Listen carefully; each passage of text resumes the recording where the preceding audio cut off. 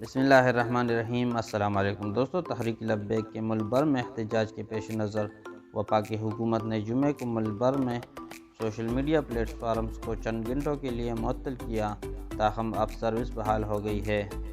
وزارت داخلہ کے ایک سینئر آفیسر نے بتایا کہ سوشل میڈیا کو چند گھنٹوں کے لیے معطل کرنے کا فیصلہ کیا گیا۔ وزارت داخلہ کی جانب سے چیئرمین PTI کو لکھے گئے خط میں پابندی لگانے کی ہدایت کی گئی ہے۔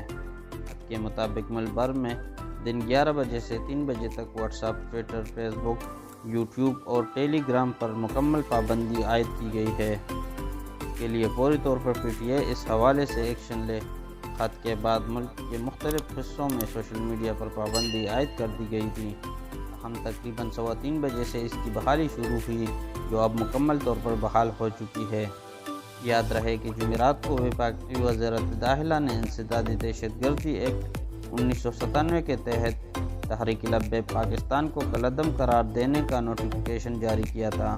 وزارت داخلہ کی جانب سے جاری ہونے والی نوٹیفیکیشن میں کہا گیا ہے کہ وفاقی حکومت کے پاس ایسی وجوہات موجود ہیں جن سے ثابت ہوتا ہے کہ تحریک لبیک پاکستان دہشت گردی میں ملوث ہے اور اس تنظیم نے ملک کی سیکورٹی اور امن و امان کو نقصان پہنچایا ہے۔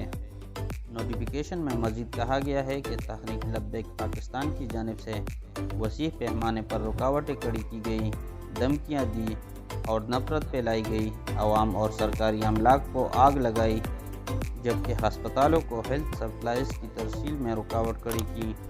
پیر کو تحریک لبیک کے سربراہ سعید رضوی کو پنجاب پولیس کی جانب سے لاہور میں حراست میں لیے جانے کے بعد جماعت کے کارکن کئی شہروں میں سڑکوں پر نکل آئے تھے اور اس دوران مظاہرین اور پولیس اہلکاروں کے درمیان تشدد کے واقعات بھی دیکھنے میں آئے تھے۔